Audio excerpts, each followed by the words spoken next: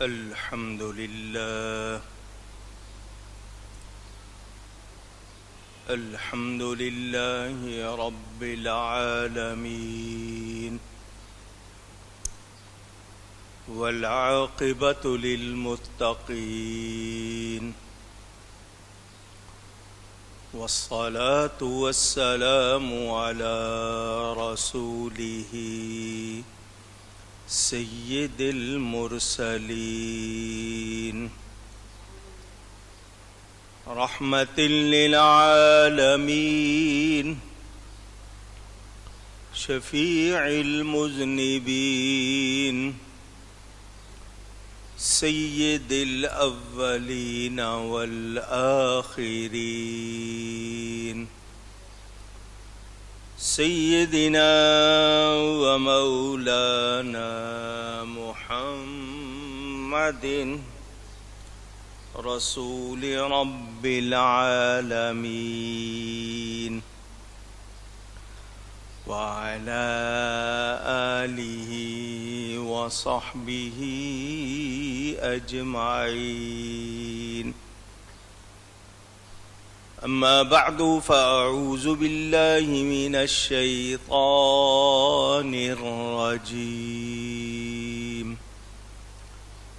بسم الله الرحمن الرحيم.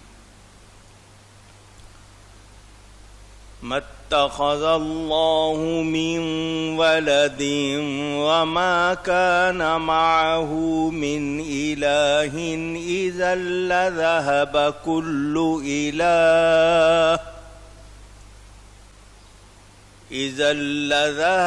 كل إله بما خلق ولعلى بعضهم على بعض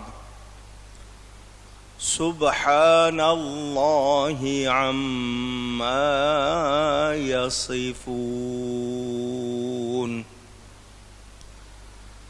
عالم الغيب والشهادة فتعالى عما يشركون.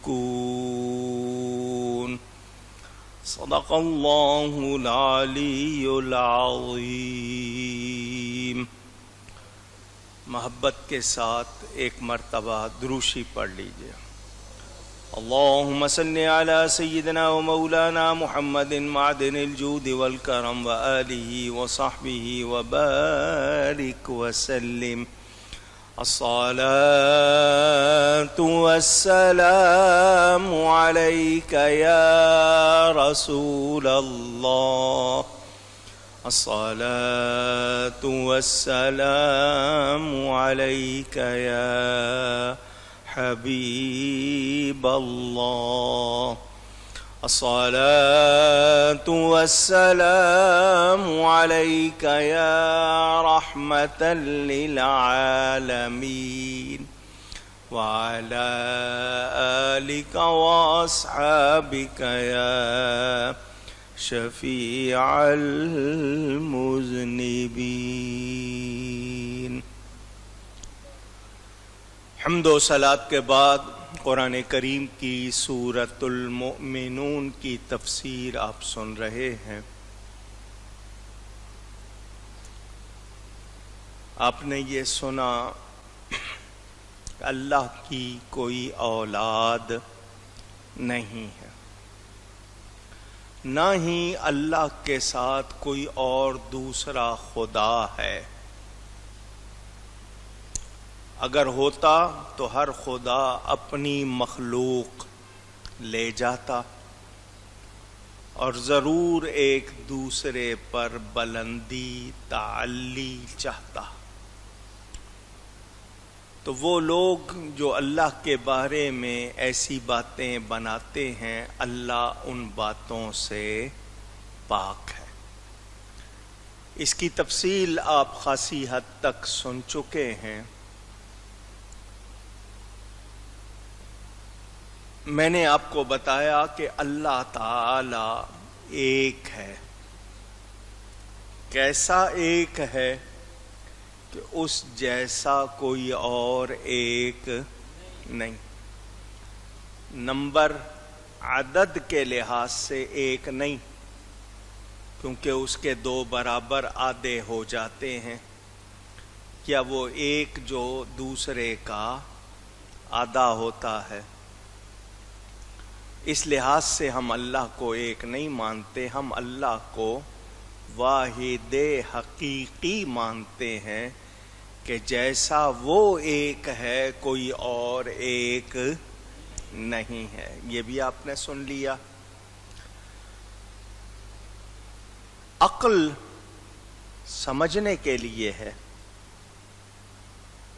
اللہ تعالی نے ہمیں عقل دی ہے، اس عقل سے بھی ہم یہ جان سکتے ہیں کہ اگر ایک سے زیادہ خدا ہوتے فساد ہوتا۔ میں نے آپ کو سمجھنے کے لیے بات بتائی، ایک کہتا بارش برسانی ہے، دوسرا کہتا نہیں برسانی، کیا ہوتا؟ یہ صرف سمجھنے کے لیے باتیں ہیں، تو ذہن میں رہے کہ وہ لوگ جو کہتے ہیں نیکی کا خدا اور ہے، بدی کا خدا اور ہے، یا وہ لوگ جو یہ کہتے ہیں زندگی دینے والا خدا اور ہے، مارنے والا اور ہے، یہ ایسی باتیں کرنے والے اپنے خوابوں میں گم ہیں۔ اللہ ان باتوں سے پاک ہے۔ وہ ایک ہے، وحدہ لا شریک ہے، اور اس کے لیے پاکی ہے، اس میں کسی قسم کی کوئی کمزوری، مجبوری، کوئی عیب، کوئی نقص نہیں ہے۔ عیسائی رب تعالی کے لیے بیٹا مانتے تھے، عرب کے رہنے والے مشرک فرشتوں کو اللہ کی بیٹیاں کہتے تھے۔ ان آیات میں ان سب کا جواب ہو گیا، تردید ہو گئی کہ ان سب کی باتیں غلط ہیں۔ اللہ تعالی اولاد سے، شریک سے پاک ہے۔ پھر یہ بھی پتہ چلا ان آیات سے کہ جو اللہ ہے اس کے لیے خالق ہونا ضروری ہے، بنانے والا۔ اگر چند بادشاہوں میں ملک تقسیم ہو جاتا، کوئی بھی، مثال کے طور پر سمجھنے کے لیے، تو اپنا اپنا حصہ وہ لیتے اور اس پہ لڑتے، کوئی کسی سے دب کر نہ رہتا کہ اگر تو خدا ہے تو میں بھی خدا ہوں، تیرے پاس علاقہ ہے تو میرے پاس بھی ہے، تو بناتا ہے تو میں بھی بناتا ہوں۔ تو یہ اس طرح کی باتیں بتا رہی ہیں کہ ان باتوں کا اللہ تعالی کے ساتھ کوئی تعلق نہیں ہے۔ جنہوں نے یہ باتیں بنائیں، اللہ تعالی نے ان کی تردید فرما دی، رد فرما دیا۔ اب ہمیں جان لینا چاہیے کہ اللہ کے لیے غلط باتیں کرنے والے اپنے انجام کو پہنچتے ہیں، وہ اللہ کا کچھ بگاڑتے نہیں۔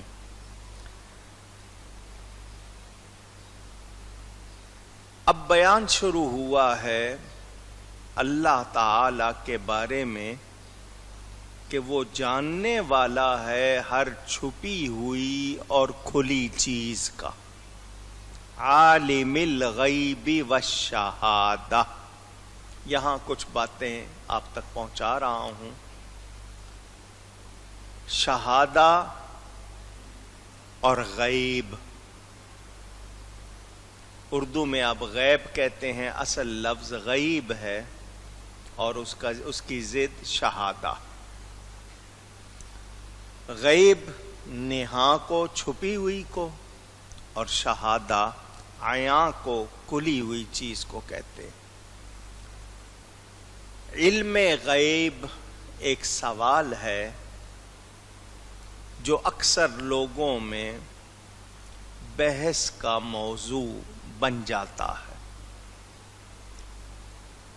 نادانی میں، ناواقفی میں کچھ لوگ زیادہ باتیں کر جاتے ہیں۔ دھیان سے بنیاد سن لیں۔ پہلی بات تو یہ کہ ہر کمال اللہ تعالی کا ذاتی ہے، یہ یاد کر لیں۔ ہر کمال، خوبی اللہ تعالی کے لیے ہے اور اس کی ذاتی ہے، اس کو کسی نے دی نہیں ہے۔ اس کی ہم پیمائش نہیں کر سکتے۔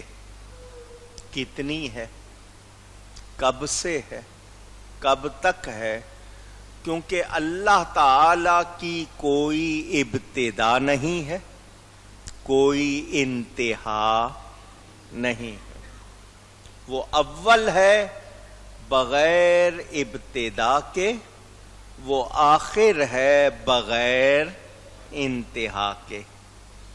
اللہ کے سوا کسی کو اول یا آخر کہیں گے تو ابتدا بھی ہوگی، انتہا بھی ہوگی۔ جب فرق آ جائے تو پھر برابری نہیں ہوتی، یہ ذہن میں رکھنا ہے۔ علم کے معنی جاننا، عالم جاننے والا۔ اللہ تعالی ذاتی طور پر سب کچھ جانتا ہے، کوئی شبہ ہے نہیں۔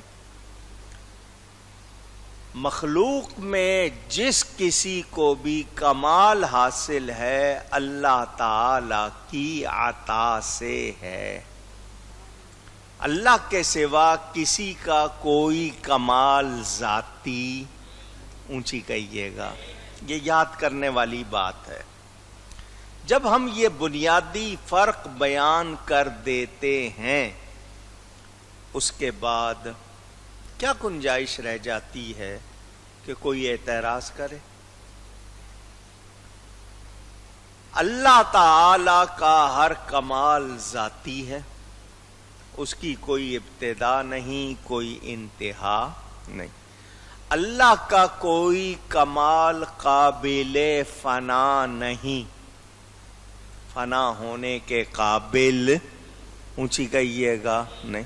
مخلوق کا کمال قابل فنا ہے، ہو سکتا ہے، اللہ کے لیے یہ سوچا جا سکتا بھی نہیں۔